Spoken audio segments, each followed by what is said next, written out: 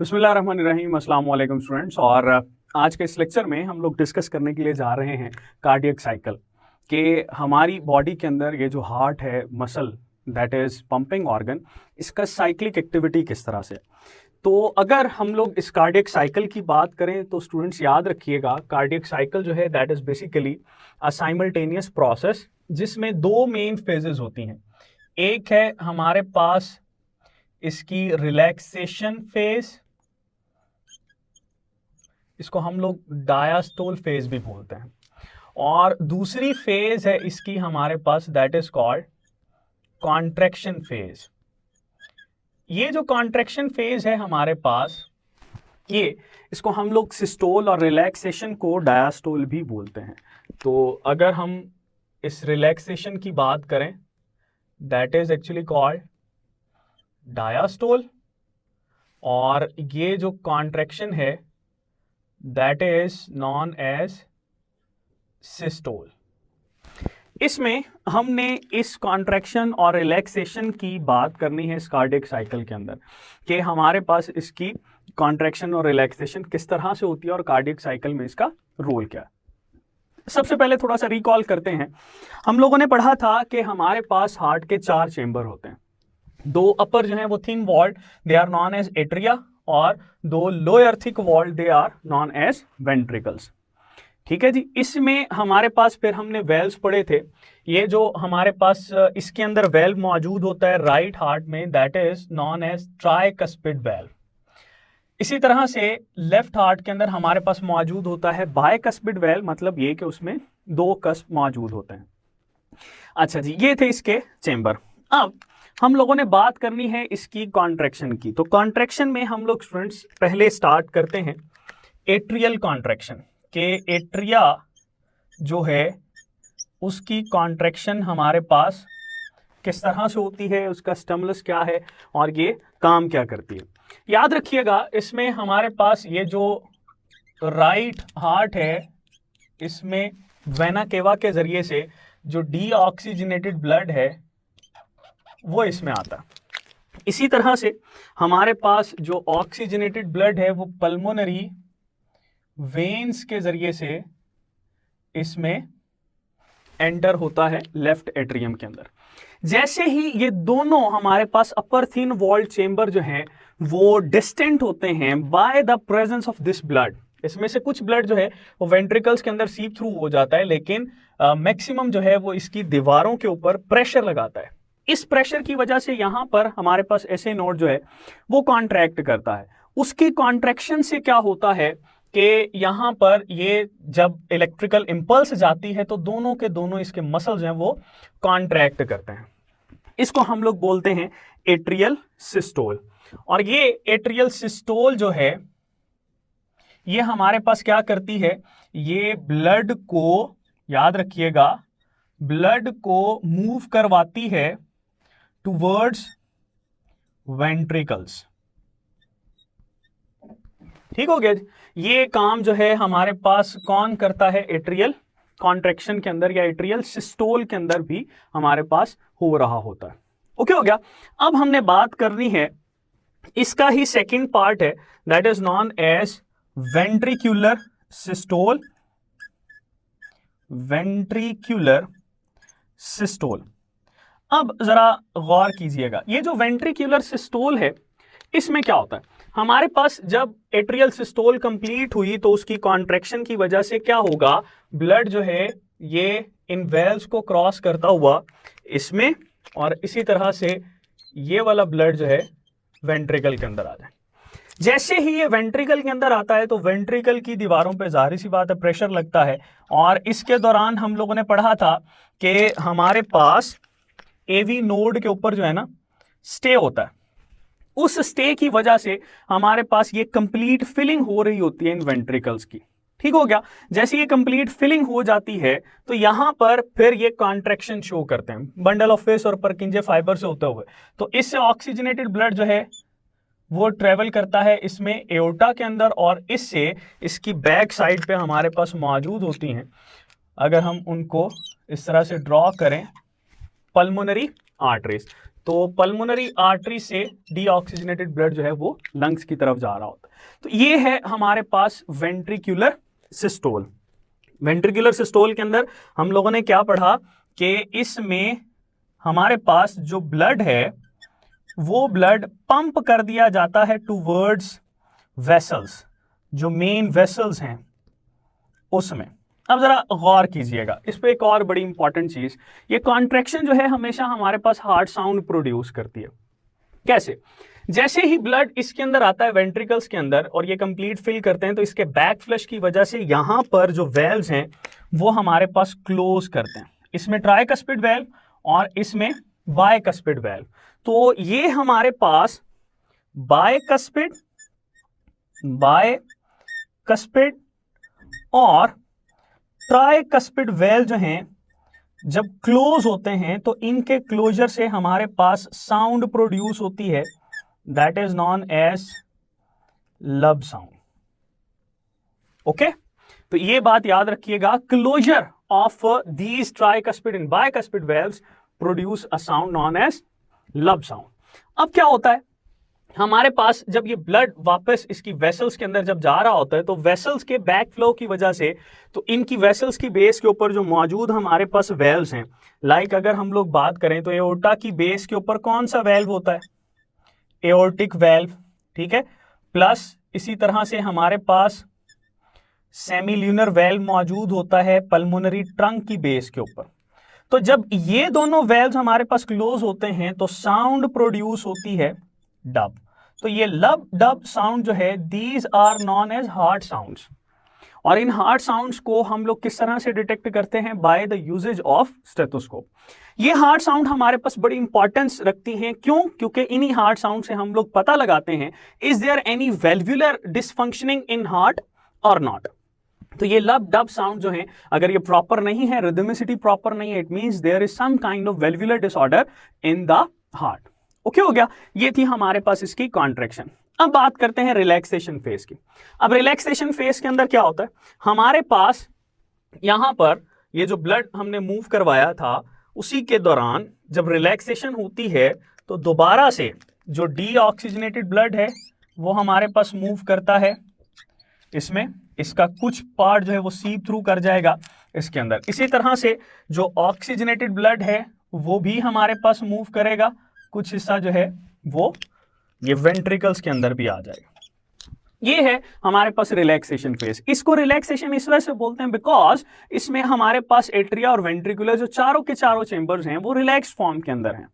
ठीक हो गया, ये थी हमारे पास इसमें कार्डियक साइकिल की दो बेसिक स्टेजेस, रिलैक्सेशन और कॉन्ट्रैक्शन, डायस्टोल या सिस्टोल। अब इसमें एक और चीज याद रखिएगा, ये जो हमारे पास कार्डियक साइकिल है that is completed in 0.8 second. ये हमारे पास एमसीक्यूज बनता है कि एक कार्डियक साइकिल जो है वो कितनी देर में कंप्लीट होता है? 0.8 सेकेंड। इसमें अगर हम लोग इसको लेबल्ड करें तो हमारे पास ये जो एट्रियल सिस्टोल है that is completed in 0.1 second. इसी तरह से वेंट्रिकुलर सिस्टोल जो है ये हमारे पास कंप्लीट होता है 0.3 सेकेंड। और ये जो रिलैक्सेशन स्टेज है ये हमारे पास लेती है 0.4 सेकेंड। तो ये कलेक्टिवली हमारे पास 0.8 सेकेंड बन जाता है। ओवरऑल अगर हम लोग बात करें तो ह्यूमन हार्ट जो है एक नॉर्मल बॉडी के अंदर 2.5 बिलियन टाइम जो है ये नॉर्मली रिदमिसिटी के साथ कॉन्ट्रैक्शन रिलैक्सेशन शो करता रहता है अनटिल और अनलेस इसमें कोई मजीद इश्यूज ना हो। That is all from cardiac cycle. बिस्मिल्लाहिर्रहमानिर्रहीम, अस्सलाम वालेकुम स्टूडेंट्स। और अब हम लोग डिस्कस करने के लिए जा रहे हैं इस कार्डियक साइकिल की वजह से हमारे पास इसकी रिकॉर्डिंग जो है इलेक्ट्रिकल कंडक्टिविटी की वो किस तरह से हम लोग करते हैं। तो इसके लिए इलेक्ट्रोकार्डियोग्राम हमारे पास होता है। इलेक्ट्रोकार्डियोग्राम से हम लोग जो है ये आइडिया लगाते हैं कि what is the normal activity of heart, conduction की एक्टिविटी क्या है, और फिर साथ ही साथ ये भी आइडिया लगाते हैं कि अगर इस कंडक्शन में कोई एबनॉर्मेलिटी है तो वो किस तरह से। इसको मेजर करने के लिए ईसीजी मशीन हमारे पास होती है। इलेक्ट्रोकार्डियोग्राफ जो है वो हमारे पास मशीन होती है। उस मशीन के ज़रिए से हम लोग डिफरेंट लीड्स जो हमारी बॉडी के अंदर कनेक्टेड होती हैं उनको इलेक्ट्रोड्स के साथ कनेक्ट करके नॉर्मल एक्टिविटी ऑफ हार्ट जो है उसको हम लोग डिटेक्ट करते हैं। इसका नाम भी यही शो कर रहा है, इलेक्ट्रोकार्डियोग्राम।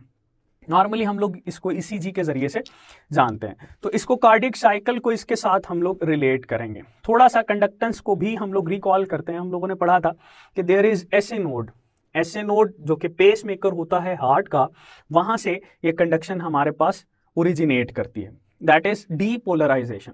तो जैसे ही एसए नोड से डीपोलराइजेशन होती है, नर्व इंपल्स जनरेट होगी, वो नर्व इंपल्स जो है एवी नोड तक जाती है। एवी नोड पे होता है स्टे।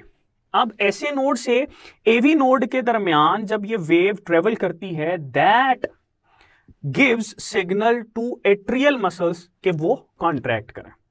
अब एट्रियल मसल्स की जस्ट बिफोर या जस्ट प्रायर हमारे पास ये जो कंडक्टेंस के लिहाज से एक्टिविटी होती है, तो ये वेव हमारे पास बनती है, that wave is basically known as P wave.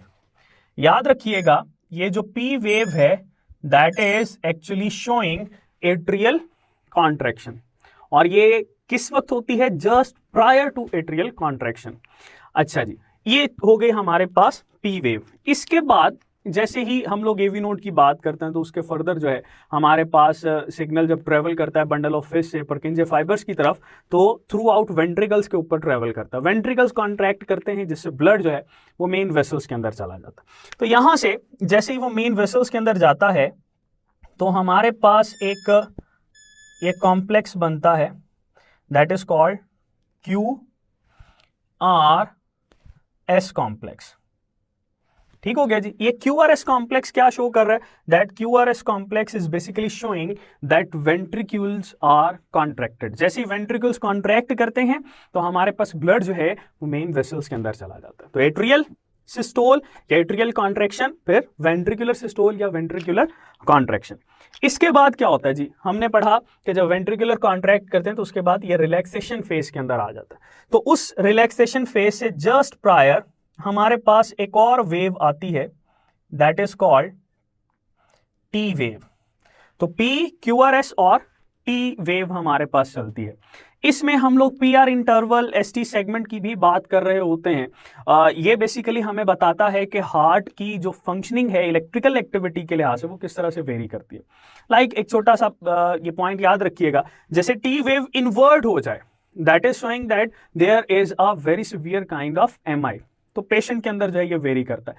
इसी तरह से अगर हमारे पास हम ये बात कर रहे हैं कि ये कितने टाइम के अंदर हमें नजर आएगी, 0.8 सेकंड के अंदर।